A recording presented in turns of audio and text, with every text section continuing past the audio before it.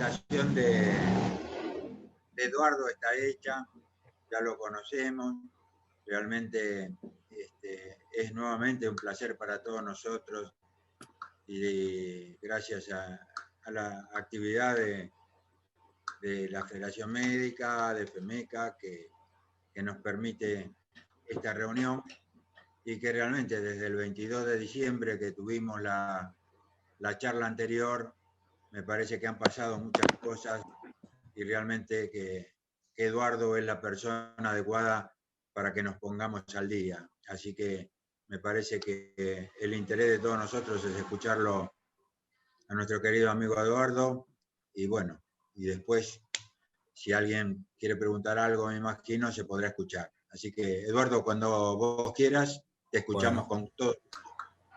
Gracias, Héctor. La verdad que es un gusto compartir con gente amiga este tema tan interesante que es lo que me pidió Héctor y Marta de hablar un poco de vacunas de COVID, ¿no? Si uno analiza, hay alrededor de 100 a 150 proyectos ahora de desarrollo de vacunas para este virus, ¿no? Pero aunque parezca mentira, hay solamente 9 que han completado la fase 1 y 2 y están en desarrollo o han desarrollado la fase 3, diríamos, en un promedio de tiempo de alrededor de 9 meses, lo que habla bien a las claras de la velocidad con que la industria y las universidades desarrollaron esta vacuna. Uno de los temas más interesantes que ha ocurrido, normalmente ninguna vacuna, salvo excepciones que la gripe, se permitía ir al mercado con una eficacia no menor del 80-90%. Y se aceptaba en gripe que tuviera una eficacia de alrededor de un 50%. Cuando la OMS decidió hacer un perfil de qué vacunas, de cuál es el objetivo de una vacuna, en primer lugar, todas las edades, mínimo adulto, incluidos los ancianos. Y aunque a ustedes les parezca mentira, y esto es un tema muy interesante, la gente adulta mayor fue muy poco incluido en todos los estudios de fase 3, como luego vamos a ver. Generalmente sin contraindicaciones, especialmente para pacientes inmunosuprimidos, que la relación reactogenicidad y seguridad estuviera mucho más bajo que el beneficio que empleara, y la OMS volvió a aceptar un tema que solamente se dio en gripe, que tenga un mínimo de alrededor del 50% de estimación puntual. Con esa eficacia global, tomando todas las edades, y consideraban como algo muy bueno tener una eficacia mayor al 70%. Se prefería una dosis única. Hasta ahora hay 2 únicos laboratorios que están trabajando con dosis única. Una es la vacuna de CanSino y otra es la vacuna de Janssen, pero todavía no está definido si con una dosis única es óptimo. Segundo lugar, o quinto lugar, fíjese, protección al menos un año. Normalmente uno con las vacunas que tuviera que la protección fue a largo plazo, y la OMS dice con 6 meses también nos conformamos. Y un tema, ¿no?, que es muy interesante, que es capacidad para aumentar rápidamente la producción a un costo versus dosis que permite un uso amplio incluyendo países periféricos. No solo esto que no se está cumpliendo, sino que la cantidad de dosis todavía no alcanza para los países centrales, así que imagínense lo que pasa con los países periféricos. La FDA, diríamos, hizo un planteo parecido, pero fue un poco más específica, ¿no? Y dividió los estudios como clásicos, la vacuna, fase 1, fase 2, fase 3, y en general la fase 1 con muy pocos enfermos, participantes o voluntarios, de 10 a 100, generalmente adultos sanos, ¿no? Y no enrolar mayores de 55 años, diríamos, luego de ver los datos en adultos más jóvenes. La fase 2 básicamente lo querían por inmunogenicidad, seguridad, comparando distintas edades y distintas dosis, y valorar anticuerpos neutralizantes y respuesta TH1 y TH2, en el cual está incluida la inmunidad celular. Y esto no es un tema menor, como luego vamos a ver. Y la etapa tardía es la etapa que ustedes leen en los diarios todos los días. La cantidad de voluntarios que han enrolado, que en general va entre 20, 30 o 40 mil o 50 mil, algunos de ellos, y implementaron tanto la OMS como la FDA que tendría que ser contra placebo, eficacia y seguridad de 1 a 1. Diríamos, esto es un tema no menor, porque el 1 a 1 hace perder a mucha cantidad de gente tener la opción a través de un estudio de vacunarse. Cuando yo le propuse a la ANMAT hacer 2 a 1, o sea, 2 tercios con la vacuna y 1 tercio sin la vacuna, el mayor problema fueron justamente estas 2 recomendaciones. Y acá tienen lo que ustedes leen todos los días, que es la fase 3, incluir adultos mayores e individuos con comorbilidades, no excluir individuos que hayan tenido COVID-19, incluir pacientes de riesgo de adquirir COVID-19 como personal de salud. Quiero aclararle que, por ejemplo, hay estudios en los cuales la enorme mayoría incluyeron al personal de salud, diversas etnias, especialmente en población vulnerable, y estudios en mujeres de edad fértil y pacientes pediátricos. Esto por ahora no se ha cumplido en ningún estudio. Y el estudio de chicos más pequeños fue el de Pfizer, que tiene un estudio de 12 a 18 años. Acá tienen ustedes los distintos mecanismos que se han utilizado. Virus inactivados son básicamente chinos. Sinovac y Sinopharm, usted lo conoce, el Sinovac es el laboratorio que produce la vacuna Coronavac. Las vacunas de péptidos y de proteínas, que el más adelantado es el laboratorio Novavax, ¿no? Que son estructuras proteicas que imitan al virus causante y producen anticuerpos. Y después están las que conocemos todos nosotros, que son las vectoriales, ¿no? La de Oxford AstraZeneca, Sputnik V, CanSino, y también aquí está la de Janssen. Y después está la de ARN mensajero, que es Moderna y Pfizer. Todas estas 4 de virus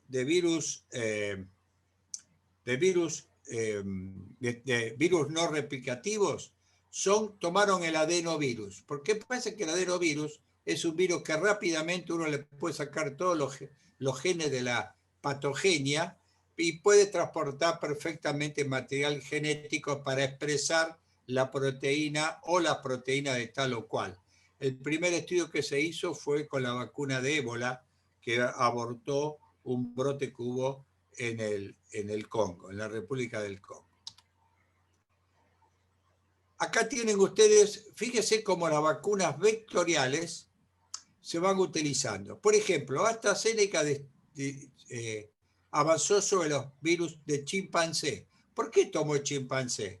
Porque dijo, como los adenovirus humanos es frecuente que den enfermedad respiratoria como resfrío o catarros, es posible que los individuos tengamos anticuerpos, entonces no haya respuesta inmunológica, porque cuando se inyecta el virus queda bloqueado y no hay respuesta inmunológica. Esto todo el chimpancé, que es un virus que no da enfermedad humana, y después los demás laboratorios utilizaron el adenovirus 26 y el adenovirus 5.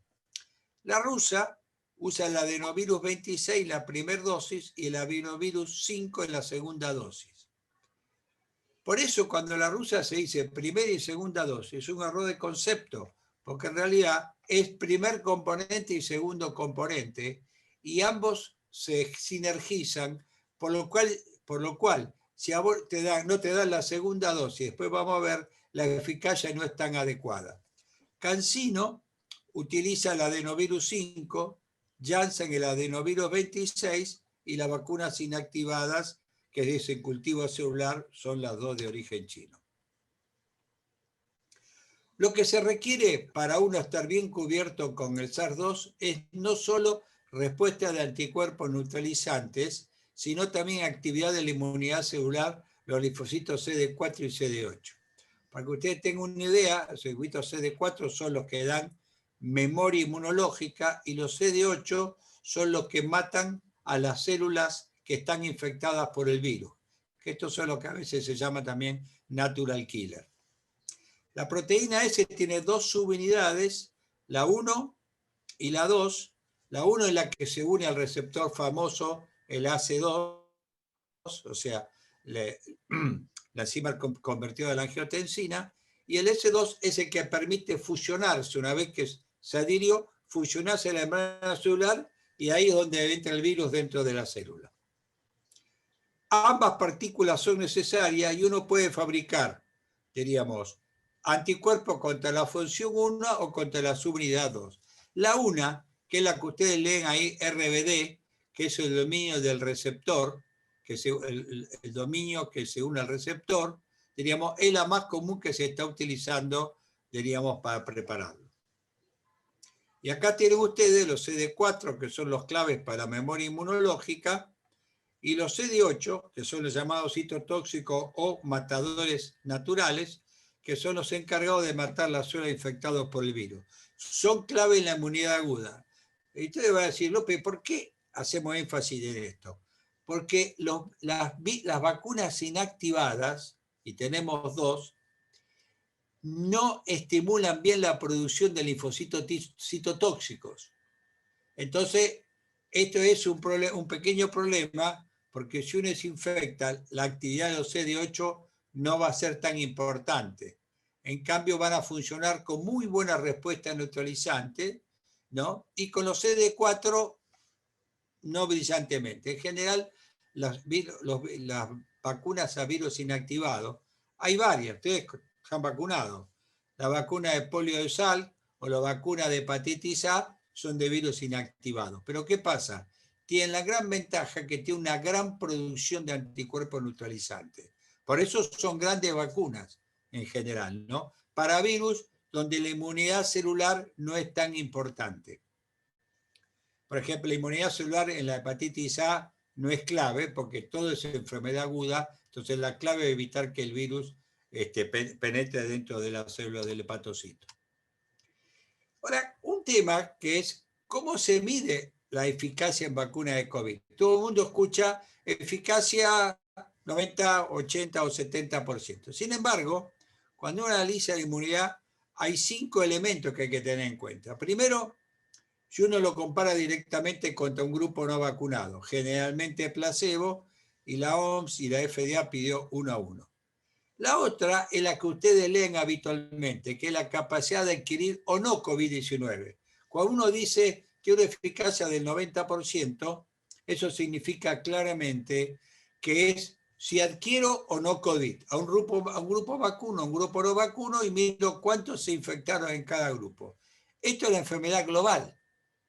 Sin embargo, otra manera de medirla, que para mí es mucho más importante con conceptos de pandemia, es la eficacia de adquirir enfermedad que requiere internación o formas graves o muerte. Por ejemplo, la vacuna puede tener una eficacia de un 70% para la enfermedad global, pero evita 100% la hospitalización, las formas graves. Entonces, entre tener un cuadro gripal versus internación, es un gran abismo. Entonces, en una pandemia, uno lo que tiene que mirar también es esta parte. La otra es cuán logísticamente me facilita una vacuna. Por ejemplo, si yo tengo una vacuna de una sola dosis, me es mucho más fácil logísticamente ir a vacunar y que la gente venga a vacunarse contra 2 dosis. Y la otra es a cuántos días aparecen los anticuerpos después de la vacunación. No es lo mismo que aparezca en una pandemia a los 50 días o a los 40 días o que aparezca a los 10, 14 días. Esto es como uno debería medir en realidad la eficacia de una vacuna, cosa que habitualmente ni nosotros cuando hablamos a la gente ni cuando se escribe se plantea con esta estrategia la eficacia de una vacuna. Yo les voy a hablar un poco de las vacunas de fase 3. Hay varias vacunas que han dado resultados por encima del 90% y baja incidencia de efectos adversos. Es muy interesante porque en esta vacuna, por un tema definitivamente de competencia y comercial, muchos de los datos que nosotros vamos a mostrar y que se han mostrado son liberaciones de prensa, son comunicados oficiales de las compañías productoras que lo hicieron antes de publicar los trabajos. Y hay un tema paradójico, que es lo que está acá abajo. Usted sabe que todavía no hay publicaciones científicas de fase 3 con la vacuna china ni con la vacuna rusa. Y uno hubiera dicho, hay una sola rusa, no, ahora los rusos están desarrollando una vacuna con una eficacia un poco menor para tratar de dar mayor rapidez de anticuerpos con una sola dosis. Y esto, desde el punto de vista de la comunidad científica, siempre uno lo pone un poco nervioso con respecto a la fase 3. Pero quiero aclararles que para aprobarse un trabajo, o una vacuna o un fármaco, no necesariamente tiene que estar publicado esto, sino que los datos que le entregan a la entidad regulatoria, al organismo regulatorio, en este caso la ANMAT, tienen que estar más o menos lo más completo posible, de acuerdo al criterio de la ANMAT. El ANMAT puede decir, me alcanza, la puedo aprobar, le pido más información, lo puedo aprobar con lo que tengo en forma de emergencia y lo evalúo al cabo de un tiempo, o puedo rechazarlo. Vamos a ir rápidamente a la vacuna de Pfizer. Lo primero que hizo Pfizer ver qué dosis era la mejor, si la de 10 microgramos, la de 30 o la de 100, y lo que vieron, fíjese usted acá, que dar 30 microgramos o dar 100 microgramos es más o menos lo mismo. Esto pasó, fíjese usted, del día 0, acá tienen el día 0, acá tienen el día 21 con la menor dosis y la 21 con 30 microgramos y con 8 microgramos. Entonces lo que uno ve, que es evidente que esta vacuna los primeros días no da títulos, como ustedes ven, y empieza a dar títulos a partir del día 21, y la dosis de 30 a 100 es más o menos lo mismo para ellos, y es por eso que eligieron que utilizar para vacunar la dosis de 30 microgramos. Para comparar cómo funciona, fíjense ustedes, lo compararon con suero de trabajadores de la salud que se habían infectado y ven que los títulos son prácticamente iguales, diríamos, en este tema. Y lo otro es que acá tienen con placebo que los títulos son realmente muy bajos. Entonces, por este dato, ellos utilizaron la dosis de 30 microgramos. Estos son los anticuerpos neutralizantes, los anticuerpos que realmente importan.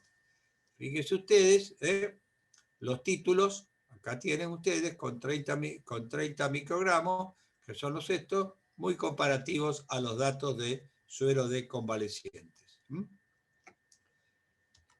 Entonces, avanzaron a la fase 3, incorporaron 45.000 individuos, ¿no?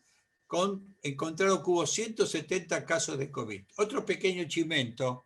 En general, la OMS pide que sean entre 100, que encuentren en toda la población que están estudiando 100 a 150 casos de COVID. ¿Está bien? Y acá encontraron 170, de los cuales la gran mayoría fueron el grupo placebo con nuevos casos graves. En cambio, en el grupo vacunado fue solo 8 con un caso grave. Y acá viene un tema que es importante, ¿no? Al tener un solo caso grave, realmente uno le da la tranquilidad que esta vacuna va a bajar por lo menos la hospitalización. Y tiene una eficacia global de un 95%, con una eficacia en mayores de 65 años de un 94%. Pfizer incorporó bastantes adultos mayores de 65 años y con comorbilidades, que es alrededor de 2.000 casos. Los efectos adversos fueron muy bajos y la eficacia con una sola dosis fue del 52%. O sea, cuando dieron la primera dosis, vieron que la eficacia fue de un 52%.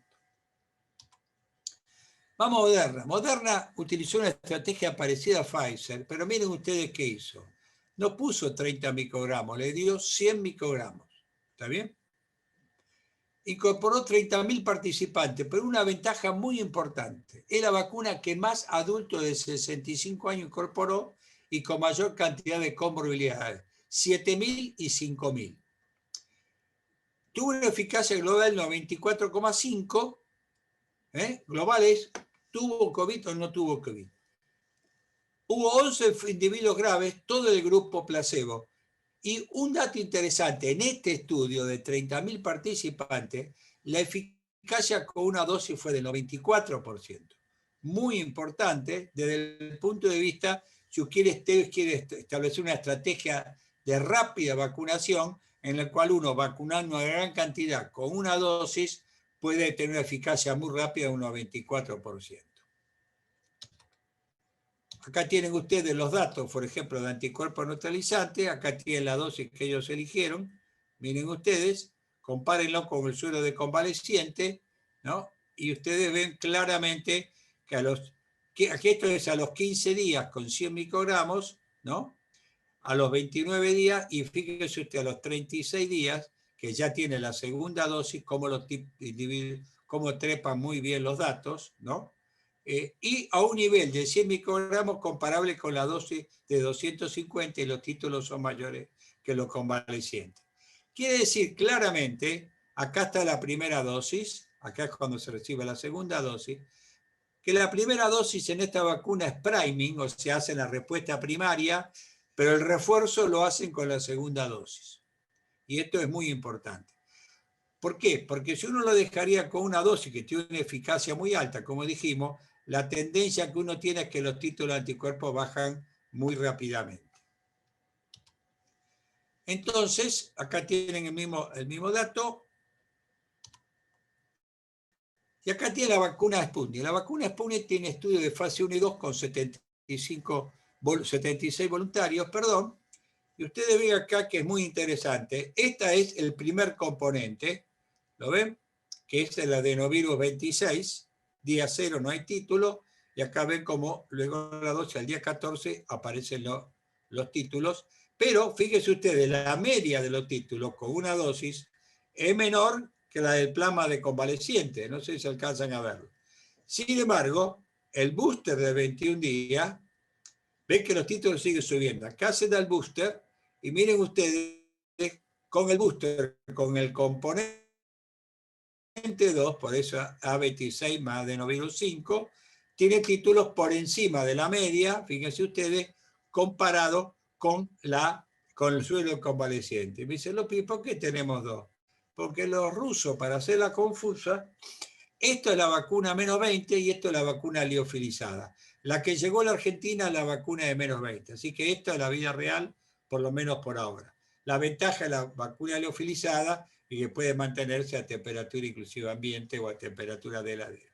Pero ven ustedes que realmente los títulos son de anticuerpos que se unen al receptor, son importantes. Acá tiene los anticuerpos neutralizantes, que nuevamente se ve muy claro.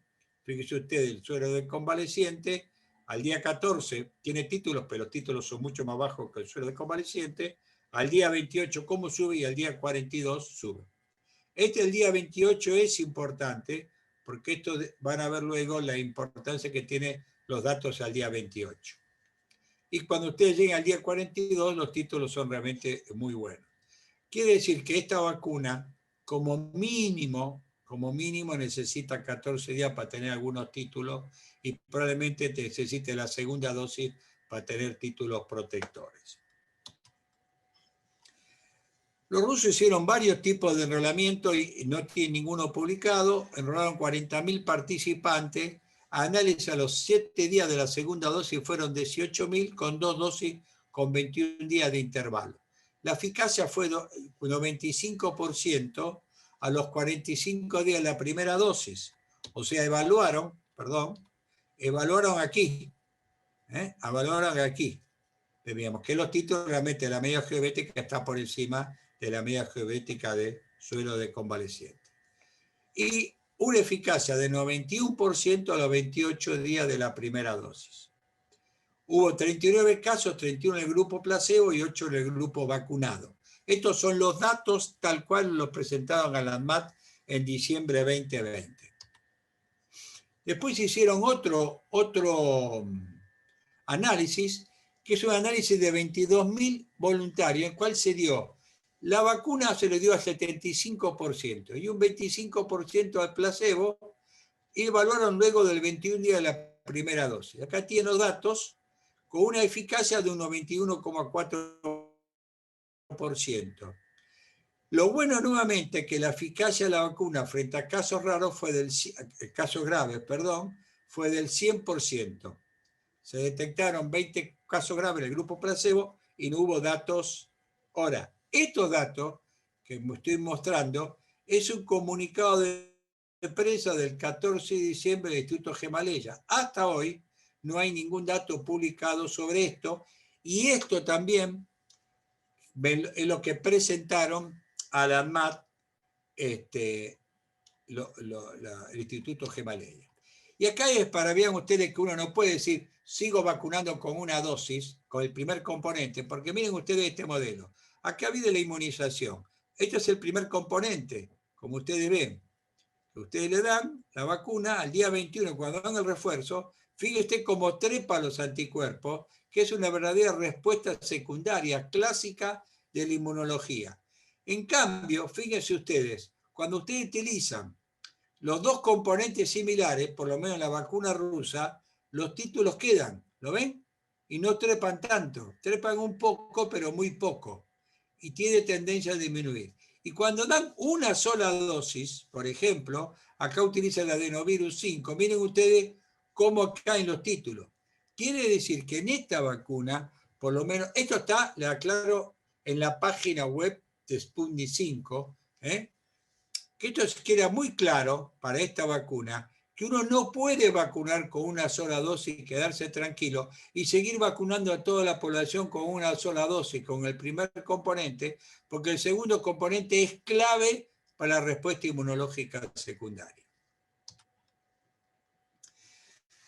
¿Qué pasó con los individuos de 60 años? Datos de la ANMAT, estos datos fueron liberados por la ANMAT, diríamos, yo tuve la oportunidad que los datos realmente me los adelantó el director de la ANMAT, diríamos, participaron 2.144 participantes, que no es una cifra tan baja comparado con lo que hicieron todos los demás laboratorios, menos Moderna, que fue el que más se incorporó. Estos 2.000 individuos mayores de 60 años con 1,27% con comorbilidades, hipertensión, diabetes y dislipidemia fueron las más frecuentes. La eficacia fue un 91,8% con un muy buen índice de confiabilidad, de confianza, 67,1 a 98,3. Y lo otro bueno es que el 98% de los voluntarios produjeron anticuerpos IgG específico a los 28 días de la vacunación. Fíjense ustedes que aquí el Instituto Gemayel le está diciendo claramente que usted necesita 2 dosis, porque los anticuerpos que fueron muy buenos, pero fue después de 28 días, después de la vacunación con 2 dosis. Entonces, este es el otro dato que hay que tener en cuenta. Por eso, las expresiones que hubo, vacunemos con una dosis, después vemos para cubrir mayor cantidad de población, es incorrecto, porque no se sabe cuál es el porcentaje de protección con una sola dosis, inclusive en el corto plazo. Vamos a la vacuna de Oxford AstraZeneca, porque esta es otra de las vacunas que vamos a tener pronto. Acá tienen ustedes plasma de convaleciente, fíjense ustedes, ¿no? Según los colores, son enfermedad severa, cuanto más oscuros, como ustedes ven, ¿no? Plasma de convaleciente, y fíjense ustedes como los títulos de la vacuna. Acá está la primera dosis, que ya se más o menos se homologa, pero nuevamente, por lo menos día 14, día 28, cuando ustedes dan el booster, fíjense ustedes, fíjense cómo los títulos suben muy rápidamente, comparado con el plasma de convaleciente. Con esta idea, Oxford avanzó su estudio de fase 3 y los anticuerpos neutralizantes exactamente igual. Oxford, no en balde por ser inglés, no lo midieron contra placebo, sino directamente lo midieron contra una vacuna contra meningococo cuadrivalente, ¿no? Y ustedes ven, fíjense ustedes, esto es paciente confirmada con PCR, como los títulos de anticuerpos con anticuerpos neutralizantes saltan muy rápidamente cuando uno da el booster al día 28. Y esto es muy importante, nuevamente demostrando la importancia de la primera del booster.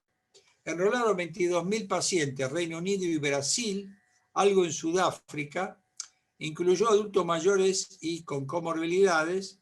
Hubo 131 casos de COVID, nuevamente el número mágico más de 100. Y acá ocurrió algo interesante, que 2.741 individuos, por un error de fraccionamiento, le dieron en la primera dosis mitad de dosis, y a los 30 días le dieron la dosis completa. ¿Está bien? Y en este grupo que dieron de entrada mitad de dosis y después dieron dosis completa, que se hizo en Inglaterra, tuvo una eficacia del 90%. En cambio, aquellos individuos que le dieron 2 dosis completas con intervalo de 30 días, la eficacia fue de un 62% y la mayoría de estas dosis fueron aplicadas en Brasil. Entonces se hicieron un menjunje, ahí un refrito, y dijeron que la eficacia combinada fue de 70% sobre 11.000 voluntarios. Como ustedes ven, es un análisis interino, le faltan los otros 11.000 que todavía no están publicados. ¿Cómo se especuló esto? Se dice que si ustedes dan dosis completa, los anticuerpos que ya tenemos por los adenovirus humanos, por los adenovirus, podrían comparar o bloquear de alguna manera este adenovirus del chimpancé. La verdad que la explicación es muy poco clara y por eso es que el Oxford AstraZeneca firmaron en el mes de diciembre un convenio de cooperación con el Instituto Gamaleya para tratar de utilizar chimpancé y luego un adenovirus humano. Y están haciendo un estudio de fase 1 y 2.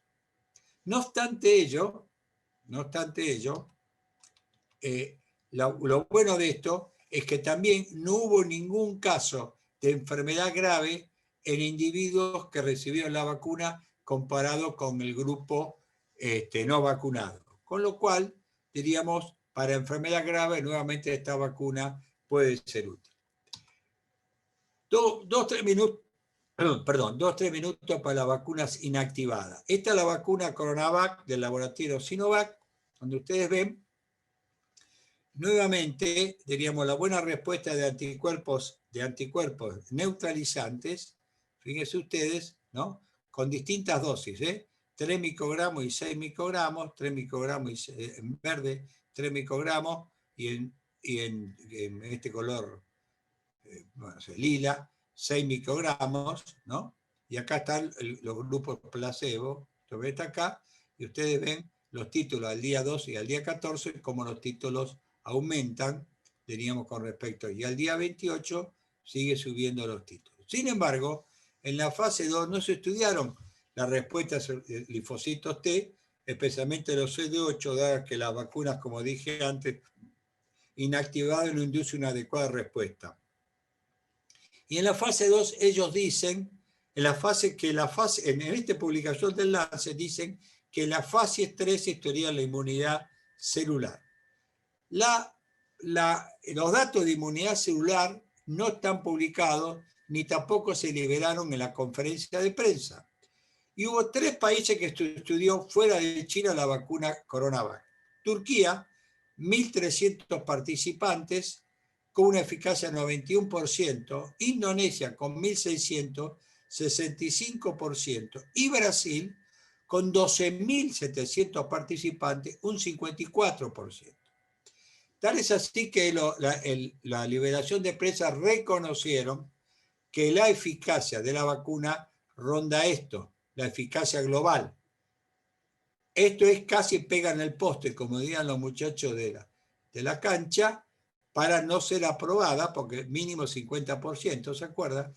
Pero en los casos graves no publicados, una eficacia global del 100%. Y China la aprueba para uso de emergencia en grupos de alto riesgo. Sin embargo, esta vacuna, con estos datos, la compró Chile, la compró algunos estados de Brasil como San Pablo, Uruguay y otros países de América Latina. Como ustedes ven, en todos lados, la necesidad de vacunar hace que algunas pautas del punto de vista científico no se cumplan o se cumplan a media. Esto lo vamos a pasar. Teníamos, ¿cuál es el plan estratégico de vacunación de Argentina para que un poco entendamos? Va a haber una escala de a quién vacunar que va desde aquí hacia abajo, como indica la flecha. Arrancamos con el personal de salud, escalonamiento en función de la estratificación de riesgo de actividad, que esto es una falacia, porque creer que los médicos de consultorio externo se contagian más que los médicos que están en la sala, esto en realidad no es tan así, porque la transmisión de los médicos es muy horizontal y el doble empleo hace aumentar, igual que las enfermeras, hizo aumentar el contagio. Después viene adultos mayores, y ahí están incluidas las personas que viven en geriátrico, adultos de 60 a 69 años, y acá ingresa, diríamos, las Fuerzas Armadas, adultos de 18 a 59 años de grupo de riesgo. Acá entra abajo el personal docente. Yo creo que el personal docente y no docente, como en el juego de la OCA, creo que va a subir 2 o 3 lugares, dependiendo de la política, ¿no? Y en todo esto se plantea la famosa vulnerabilidad de los barrios vulnerables. Entonces, los barrios vulnerables van a tener van a estar también privilegiados con respecto al tema común. Y acá lo tienen como lo han estratificado con colores como mayor o menor impacto de necesidad para la vacunación. ¿Esto qué significa si uno lee esto? Significa que el individuo de 18 a 59 años que no esté en grupo de riesgo se vacuna en el 2022, igual que los chicos y las mujeres embarazadas. Y acá tienen los números para ver un poco, confirmar lo que hablamos. Miren ustedes, para vacunar, todo esto que hablamos son casi 14.500.000 personas. Significa que son 25 millones de dosis. En mayores de 60 años hay 7.400.000, de los cuales 167 están en las 5.000 residencias de adultos mayores. Después tenemos 4.000, casi 500.000 fuerzas de seguridad y fuerzas armadas, 4 millones, esto es una cifra, diríamos, conservadora, entre 18 y 59 años con comorbilidades, ahí está hipertensión, diabetes, asma, etcétera, etcétera, yo creo que es mayor. Después hay 1.400.000 de personal de educación, primario, secundario, terciario, incluyendo docentes y no docentes, y esta es la que yo creo que va a subir, como el juego de la OCA, va a estar a este nivel. Y después tenemos personal esencial del Estado, como el presidente, la vicepresidente, ¿no? Docentes universitarios, etcétera, que cubre 266.000. Si ustedes analizan esto, 25 millones de dosis que ustedes tienen acá, que dar en 8 meses, ¿no? Porque estos son divididos 9 meses, si quieren, 10 meses, son 2,5 millones por mes. Fíjense ustedes, llevan los 30 días, fíjense cómo hay que hacer una enorme logística para poder vacunar esto en todo el año. Las vacunas que tenemos son estas. Les aclaro que estos datos son oficiales, ¿eh?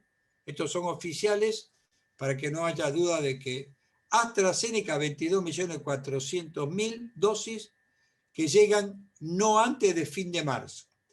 Gamaleya 20 millones de dosis que el avión está en tierra para ir a buscarlo. COVAX, que es el fideicomiso o el fondo fiduciario de la OMS, tenemos 9 millones de dosis, pero no sabemos de qué vacuna van a venir, y estas vienen de marzo a agosto. Por lo tanto, no sabemos cómo se va a ir escalonando en el tiempo. Y la negociación son lo que ustedes leen acá: Pfizer, Butantan, BioNTech, Moderna, Janssen. De esto todavía no hay nada cerrado, pero fíjense ustedes que si vacunamos con las vacunas de Sinovac, tenemos una eficacia, por lo menos para los cuadros generales, de un 50%. Sinopharm, yo no quise ponerla en función del tiempo, tiene una eficacia del 78%. Para todas las formas teníamos, pero no hay absolutamente nada publicado y no se sabe qué cantidad de pacientes se incluyeron.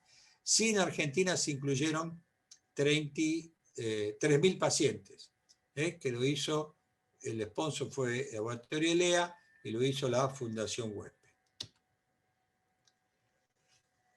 El programa operativo de vacunación es muy bueno y balanceado, pero es fundamental que las vacunas lleguen a tiempo para tratar de completar la vacunación del adulto mayor antes de fin de otoño.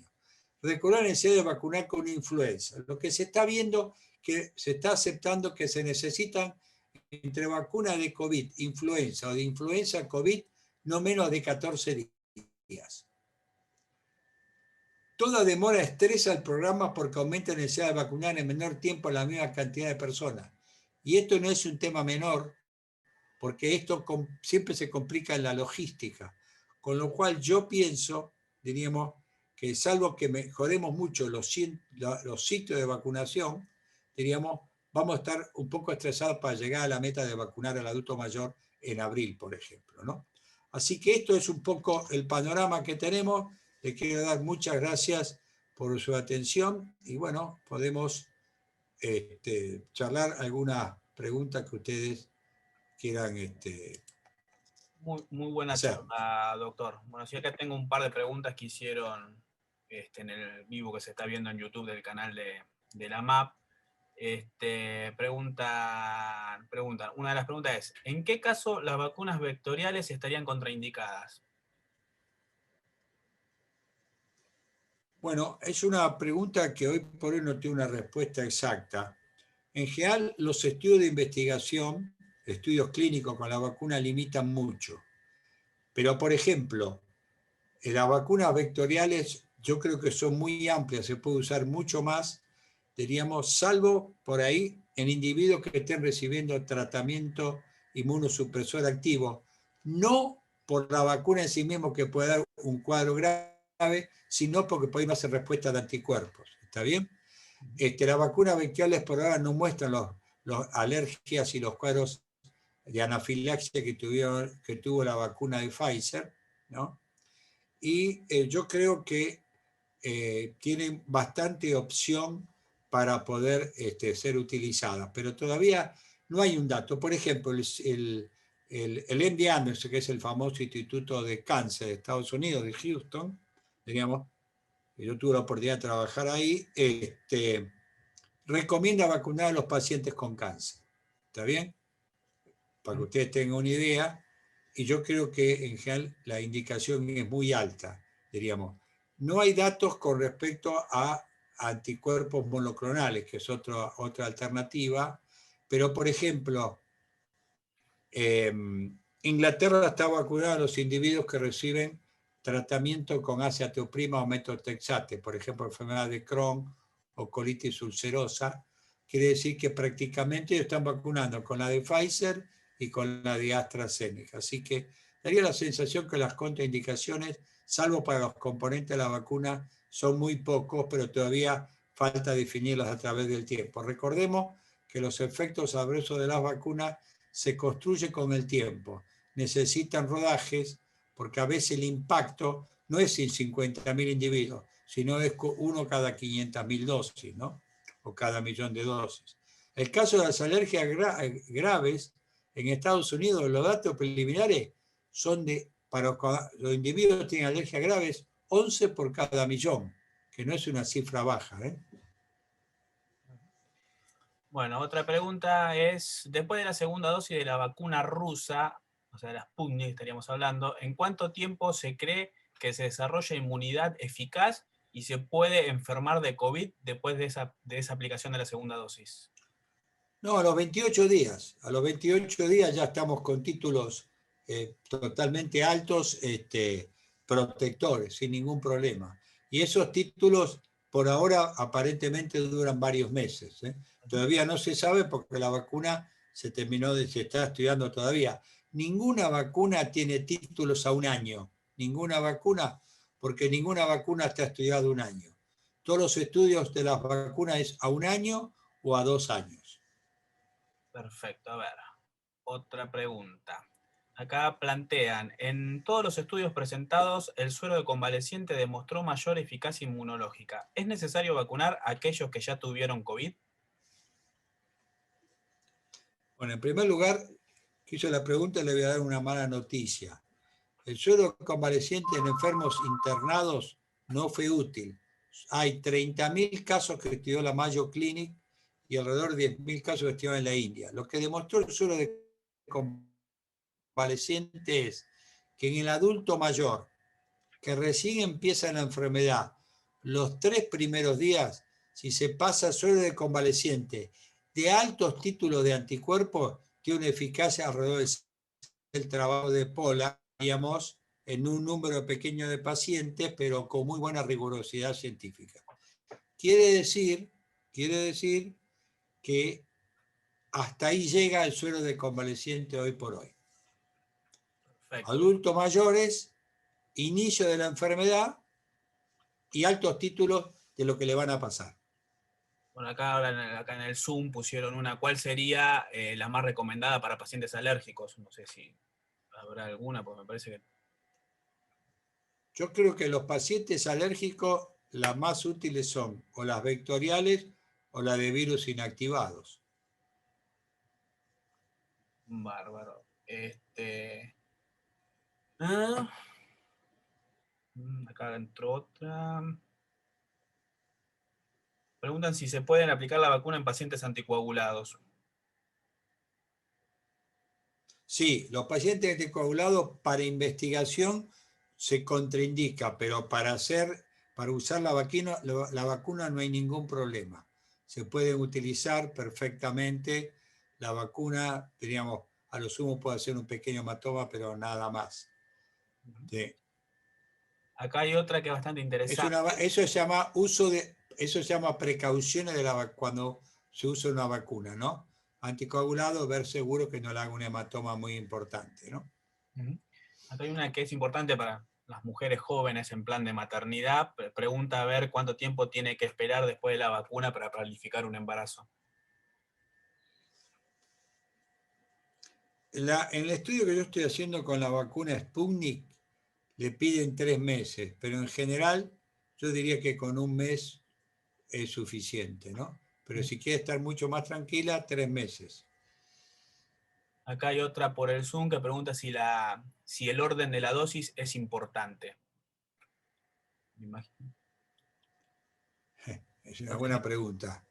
Nadie lo sabe porque la única vacuna que utiliza 2 componentes es la rusa. La rusa. Todo lo demás, claro, la vacuna de Janssen o la de CanSino es una dosis o 2 dosis usando el mismo adenovirus.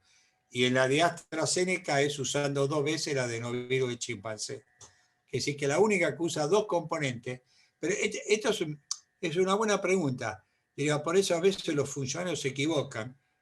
Es una fortaleza la vacuna rusa usar 2 componentes.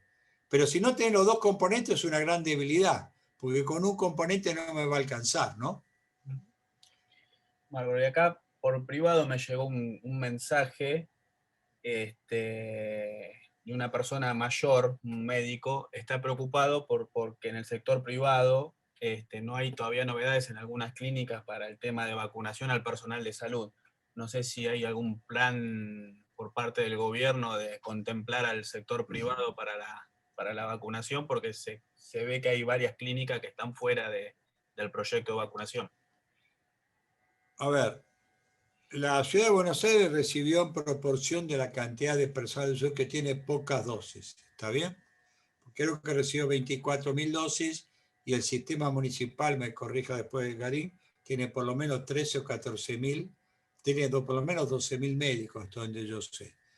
Lo que sí dijo Quirós es que va a vacunar a todo el personal de salud de la Ciudad de Buenos Aires, público o privado, dispensado o no dispensado, y va a habilitar la cancha de River, donde va a haber una posta especial para trabajadores de la salud, independientemente de dónde trabajen y del estado y de la edad.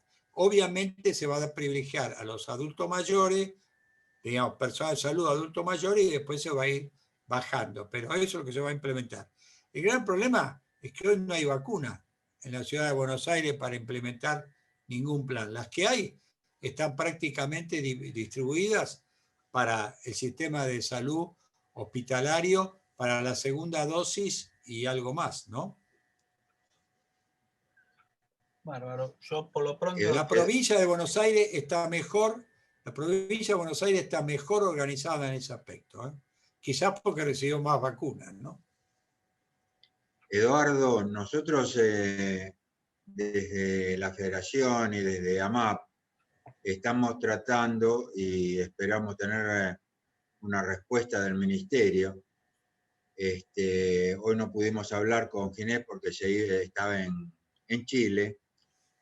la idea de ofrecer nuestro sindicato y la Federación Médica, que tiene los consultorios médicos habilitados, que no están siendo utilizados en este momento como consultorios por la pandemia, como lugares de vacunación para que no todo el mundo del sector privado, fundamentalmente, que no está teniendo la cobertura vacunatoria que debiera tener por parte de las empresas, que de alguna manera se visibilice que los médicos privados también existen, porque en realidad siempre, como muchas veces decimos, para el gobierno de la Ciudad de Buenos Aires lo único que existe es el hospital público, el hospital municipal, y el resto del sector médico, que es mayoría, porque tiene muchísima más gente que el hospital municipal, trabajando en el sector privado, no tiene quien lo vacune o quien se dedique a eso o quien ofrezca sus lugares. En realidad, ya Ginés sabe de esta idea, pero tengo que hablar, creo que el jueves volverá y trataremos de juntarnos a ver si es viable, no sé, pero es un ofrecimiento que nosotros hacemos con buena voluntad. Ahora, después, a veces el ministerio tiene sus propios proyectos y en una de esas lo que nosotros podemos decir u ofrecer no sirve o no tiene posibilidad de llevarlo a la práctica. Es una buena observación. Hay algunos sanatorios de la capital se fueron a vacunar a hospitales. Por ejemplo, veo un ejemplo, el Finoquieto se vacunó en el Hospital de Niños. La Fundación Hospitalaria, que es un hospital pediátrico privado, se vacunó en el Pirovano. Y a algunos le dieron vacunas, pero en realidad las vacunas que se dieron fueron insuficientes. Esto es real, ¿no? Hay una pregunta del doctor Di Santi, si yo me vacuné. Le digo que no todavía porque yo estoy en el grupo de los mayores de 60 años, los que nacimos con la guerra de Crimea, pero me voy a vacunar y le voy a ser sincero, me voy a vacunar con la primera vacuna disponible. No tengo duda de esto. Había otra pregunta que surgió de ahí que no se me escapó. Eduardo, en Crimea hicimos la conquista juntos. Exacto, exactamente.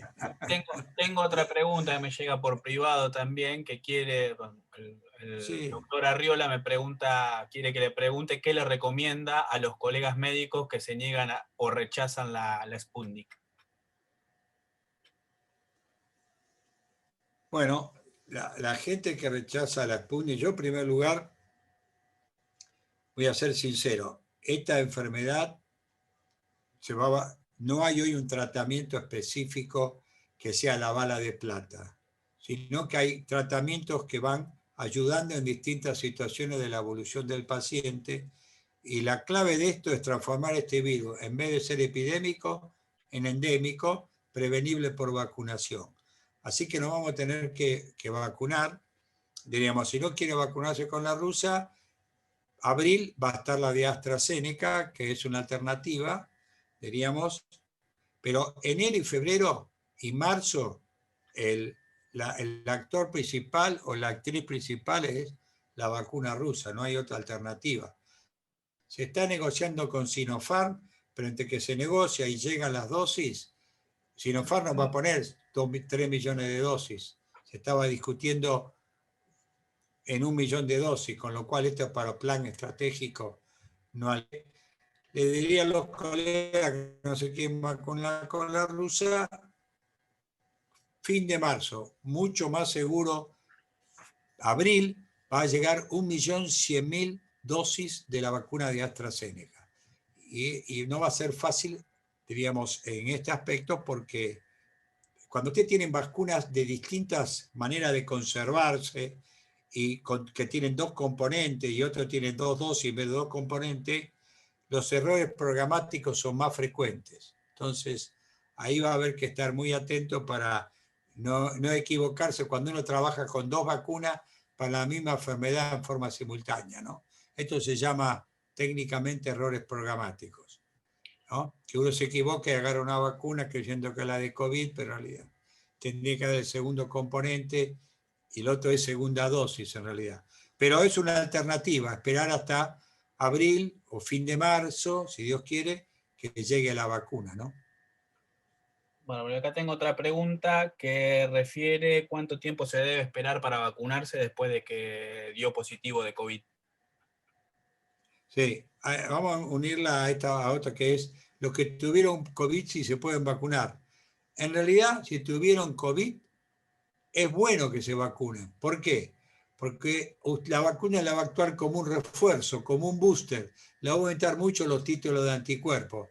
Por eso se llama vacunación sucia eso, vacunar a todo el mundo independientemente si tuvo o no COVID, pero en realidad a los que tuvieron COVID les va a beneficiar. ¿Por qué? Porque hay mucha discusión si los títulos de la vacuna de COVID, si la enfermedad de COVID da títulos tan altos y cuánto tiempo duran. Si uno los compara a la enfermedad del SARS-1, al primo hermano anterior, los títulos caen al año y medio. En cambio, si usted le dan un booster, los títulos van a tener mucho más duración del título de anticuerpo. Así que bueno, que se vacunen, ¿no? ¿Y cuál es la pregunta, Fernando?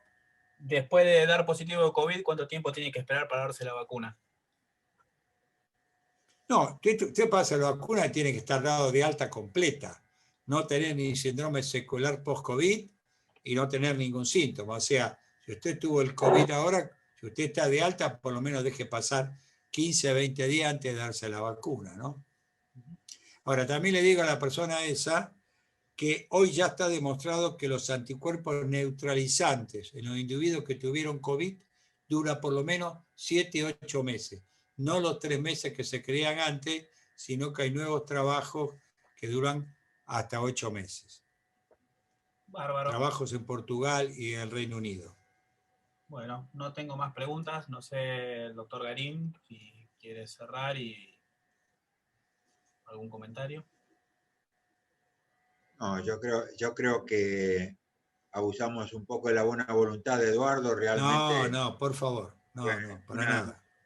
Una charla que nos esclareció muchísimo, muy, muy clara. A ver, pareció Héctor, bárbaro tus hay una pregunta bueno, importante.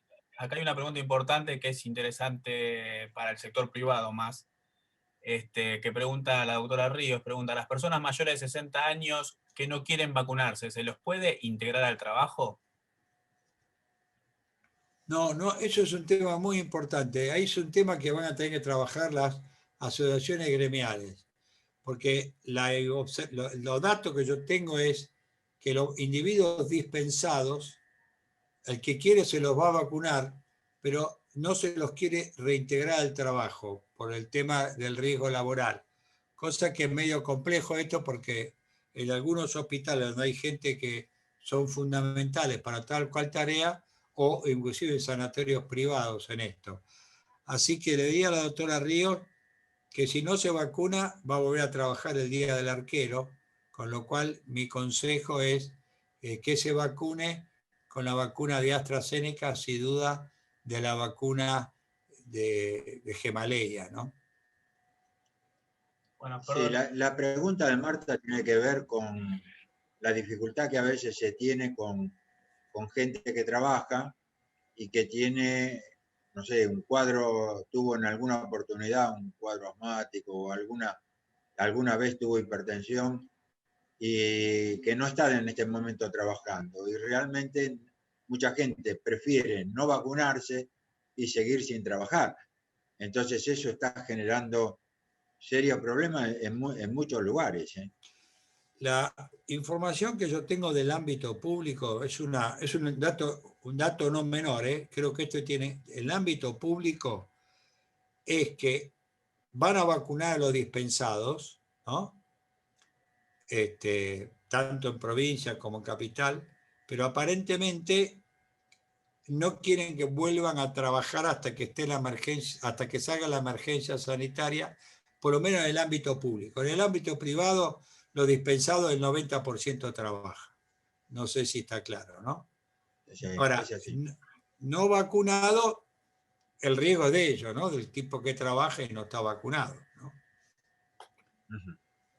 Bueno, Héctor, seguí con la Sí, despedida. el problema es la responsabilidad del empleador, que Sí, contagia estando claro. trabajando Claro, muy aun buena. cuando se haya negado a vacunarse, Sí, la responsabilidad termina siendo del empleador, sí, sí, sí. hasta que no cambien las disposiciones del gobierno. Exacto, exacto. Sí, sí. Eso ahí hay que trabajar un poco, porque si uno ve que está vacunando una gran masa de población y ves que va bajando un poco la incidencia, sobre todo de la hospitalización, hay que hacer un poco, hay que buscar alguna flexibilidad, porque si no, esto va a quedar por largo tiempo esto, ¿no? Claro, porque en realidad esto va a seguir tal vez por años. Sí, Entonces, con esa situación, el que es un diabético, por más que sea leve, claro. no va a trabajar nunca más. Exacto. Bueno, ahí está lo que es exacto. Yo creo que va a haber va a haber que entender de que hay algunas, que una vez que el individuo esté vacunado, que uno dice con tal o cual vacuna, pues tiene que, en algún momento tiene que volver a trabajar. Porque de hecho, el individuo diabético compensado leve trabajaba en el hospital u operaba o veía enfermos, también se podía adquirir cualquier otra enfermedad, no necesariamente COVID, ¿no? Exacto. Digo, Bueno, seguí con la... yo creo que esta va a ser una enfermedad que se va a transformar en una enfermedad endémica, que vamos a tener que ir vacunando, probablemente con mejores vacunas, porque hay varias vacunas interesantes, y vamos a tener que seguir, aceptarla como una enfermedad como es la gripe, ¿no? Que nos vacunamos todos los años, cada 2 años. Vamos a depender de cuánto duran los anticuerpos, ¿no? Claro. Y además hay que tener cuidado con las mutaciones, ¿no? Para terminar. Por ahora las mutaciones las cubren todas las vacunas, pero si las mutaciones son muy estructurales, va a haber que armar nuevas vacunas, ¿no? Ujú. Bueno, Héctor, seguí Bueno, con el ok. cierre. No, creo que más todavía hemos seguido aprendiendo con Eduardo. Así que, Eduardo, muchísimas gracias No, y mi muchas gracias a agradecimiento ustedes. aquí por la federación, por el acompañamiento de toda esta gente No, que se interesó por un tema que hoy es vital. Hoy, sí, si hoy es no vital. sabemos de esto, nos perdemos la mitad de la vida, hoy creo. Ujú. Por lo Bueno, menos de muchas gracias. los temas de charla, por lo menos. Sí. Bueno, muchas gracias por la invitación y un abrazo a todos, ¿eh? Bueno, Saludos. muchísimas gracias, Eduardo. No, por nada. Hasta luego. Hasta luego.